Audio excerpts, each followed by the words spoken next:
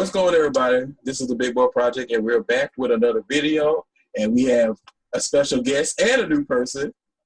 So this is exciting. We have the famous Tony Banks right here. And you are famous, Tony. Yeah. Hashtag Tony's on fleek.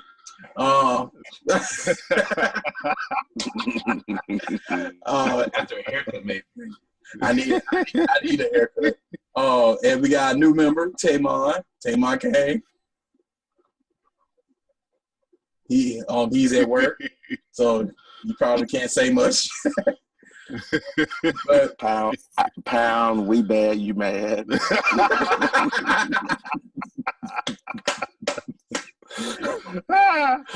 Okay.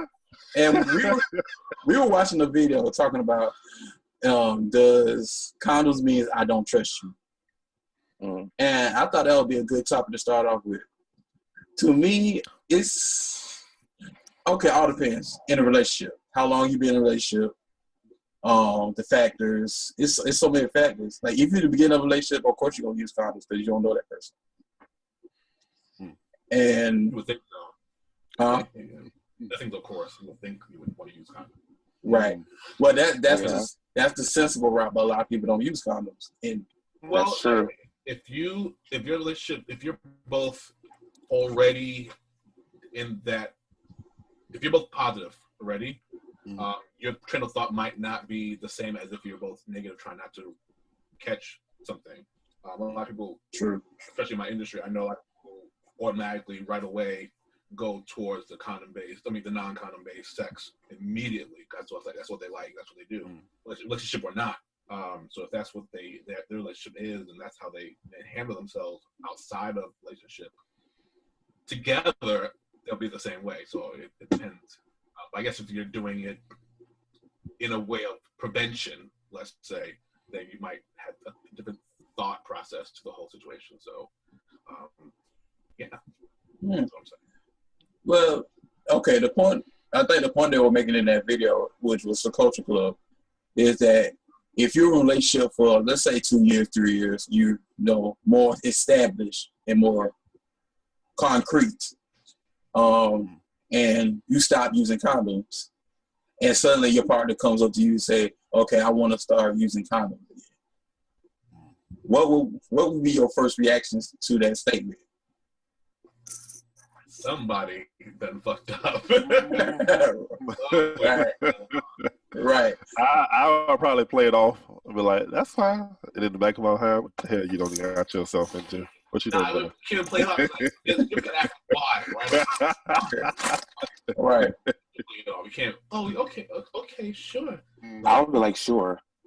That's me being naive, though.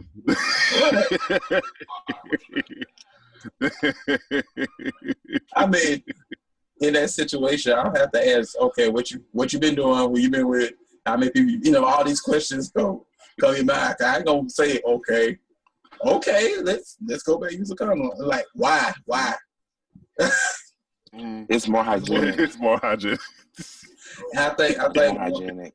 I think one of the person on the panel said from the Culture Club is that they may not feel comfortable not using condoms, but I don't get that. I guess I wasn't understanding what he was saying, but he was saying your partner feels more safe using condoms. But that don't make sense to me, because if you've been in an established relationship for a certain amount of time, you should know you should know that person. Yeah, I agree. That's why I'm wondering if they were talking about a 3-month, 5-month, 6-month relationship where they start using condoms, or probably long-term relationship where you're already not using condoms because you've been together and monogamous or whatever. That's when you start thinking, okay, what you done did. Right. I think trying to be devil's advocate, I think you were talking about the beginning stages, maybe. Well, I guess if you choose to use condoms and then you don't, and then you go back to it, that's still a question. Either way you look at it, it's a question of why are we going back to using condoms if we already established that we're not using condoms. Well, okay, when majority of the people get together, if like the first time they meet and get together, the lustful thing take over, and they're not really thinking at the time. Right. You see what I'm saying? Okay. And let's say they get tested and they are negative, but like, whoo, I dodged a bullet. Next time, let's use condoms. I want to feel safe. Oh, that's fine. That makes sense. Right. That's fine. But if you're in a long-term relationship and you stop using condoms and he comes to you, like, yeah, questions will be answered tonight. So, okay. Mm-hmm. Yeah, I got a question. How about a relationship where you are deciding to not use condoms and one partner is like, no? Right. That's okay. That's fair. Yeah, that's fair. But if we get together a year or 2 years, that's not fine. That's questionable. I don't know. I think it's questionable, honestly, and I know because I've been through that experience before. So yeah. Oh, okay. 2 years, you're like, we're still using condoms. Why? Yeah. Like, I don't think it's doing out there. BRB. I'll be back.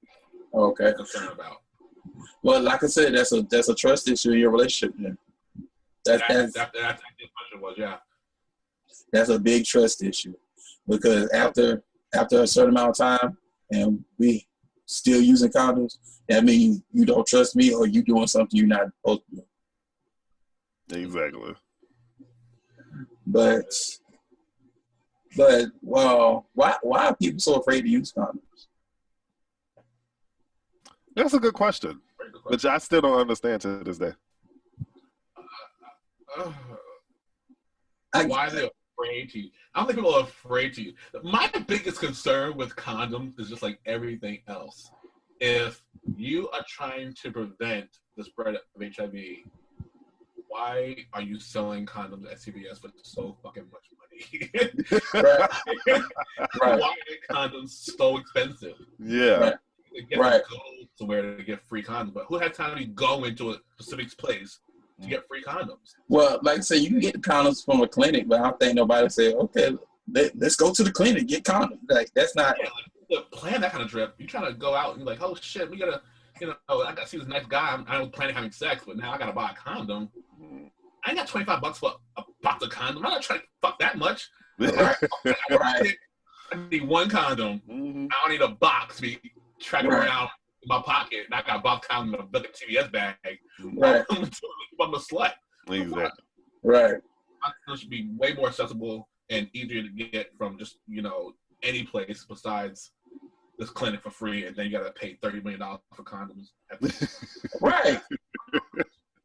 And the thing, and that's a good point. Condoms are too high because trying to get one box, that is, you paying $25 for this giant huge box. I don't need all these. I need 3. Yeah, I went into Walgreens when I got back from Atlanta, and I think, as I wanted to be prepared the next time I came up. That's all. I do not. But I saw, I think it was, at least for my size, I saw it was $35. And I think because it also came with the lubricant and a small tube, but still, $35? Really? What you going to? Walgreens. I went to Walgreens. I'm like, wait a minute. No, I don't think it should be this expensive, really. Right. And it only came with 20 in a box.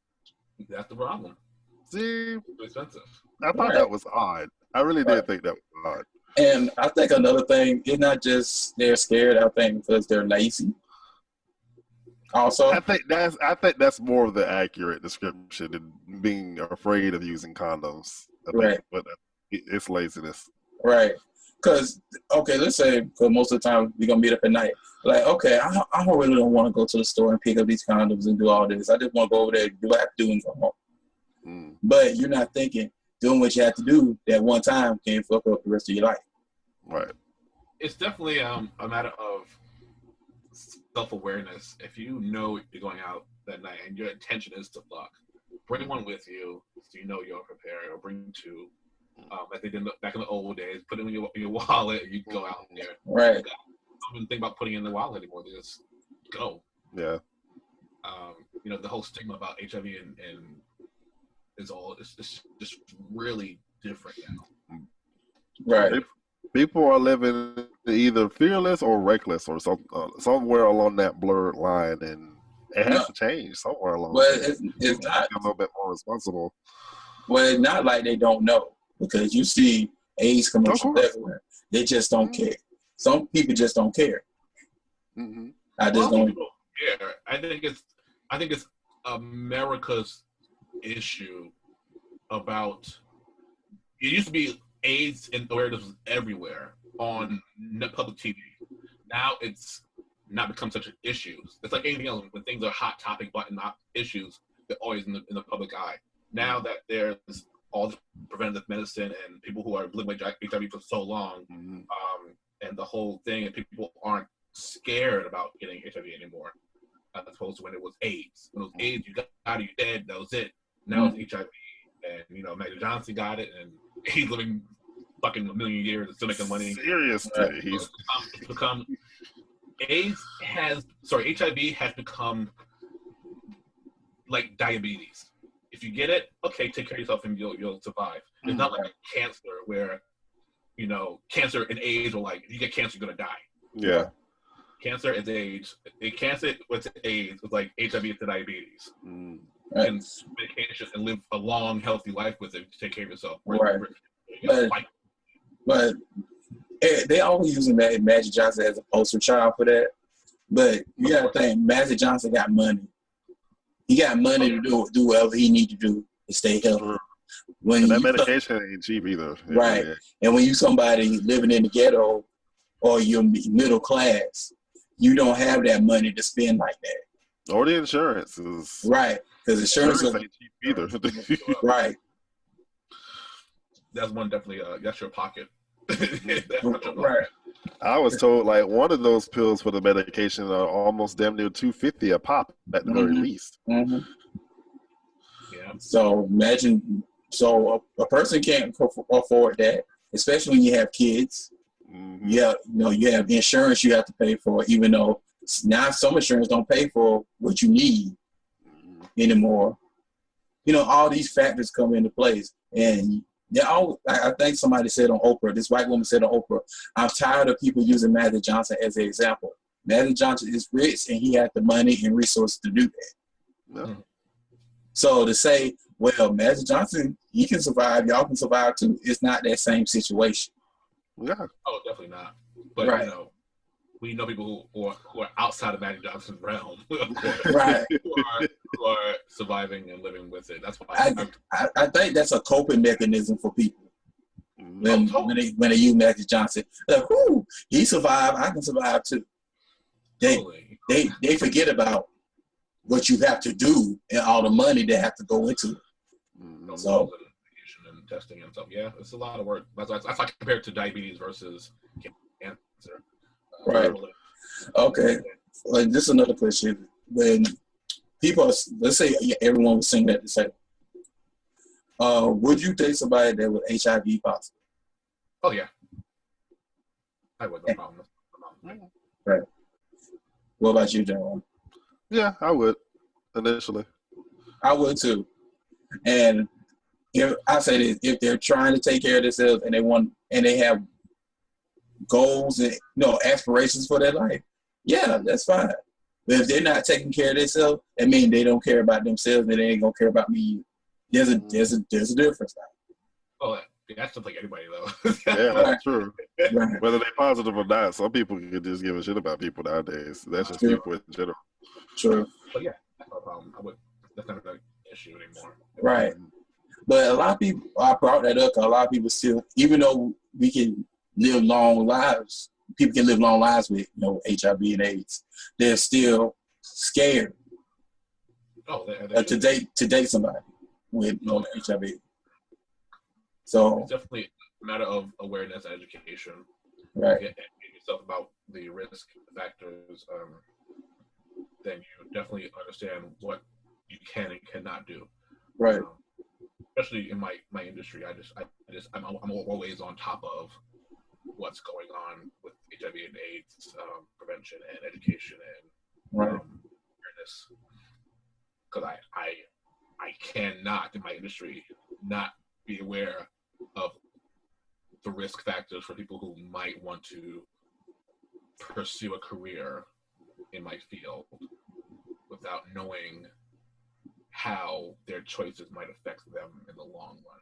Right. I mean, okay, work with us without having that education will be unprofessional on my end. Right. Oh, okay. Well, that's it. And another question come to mind is that I ain't trying to put all business out there. Y'all don't have to answer that if y'all want to. But when the last time everybody got tested? For me, it was 2 months ago. For me, also 2 months ago. I've been testing a little while. I'm in a relationship that monogamous, where we play with each other safely. So I haven't been testing like about 5 months, 6 years, 6 months. Yeah. And for people who, okay, what, like, for people who want to get tested, what's the testing period? Do you think you need to be tested every month, every 2 months, every 3 months, 6 months, every year? Most doctors say every 3 months. See, I would like to do mine every 2 months, if anything, honestly. Right. It's every 3 months, 3 to 6 months. They say you get tested. Mm-hmm. Oh, okay. I guess it depends on what your sexual practices are. If you're not having sex in 6 months and getting tested every 2 months would probably be stupid. You're like, well, I'm still negative. Right. 6 months. Guess that's a good thing. Right. Well, for everybody, especially for the young folks out there, what is the steps who hasn't been tested? What are the steps you take, the doctors take for you when you do testing? Like for me, like it's, well, you know, the doctor, they draw blood. They this is my doctor. Different doctors do different things, but I like to do the thorough testing where they take the blood and they do the tests. Normally take a week or 2 weeks for the thorough test. You can do just a quick test. I like to do the thorough test. It takes normally a week or 2 for me. Yeah, a week. Do they, I guess, swab your penis and stuff too? Right. Yeah. Yeah, I forgot about that. Yeah. Put it in a tube and you're like, watch it go off. Right. Like cross your fingers. But yeah, for everybody that have not been tested, please go out and get tested. Take care of yourselves, and take care of the person you're with too. Because sometimes we get so enthralled with ourselves, we forgot we have another person that we love and care about. When people, because a lot of people are nasty out there to test to anybody. Right. Freaks. Mm-hmm. Right. So we ended on that note. Thanks everybody for watching this video. We had a great talk, and we'll see everybody next time. Peace, everybody. Bye.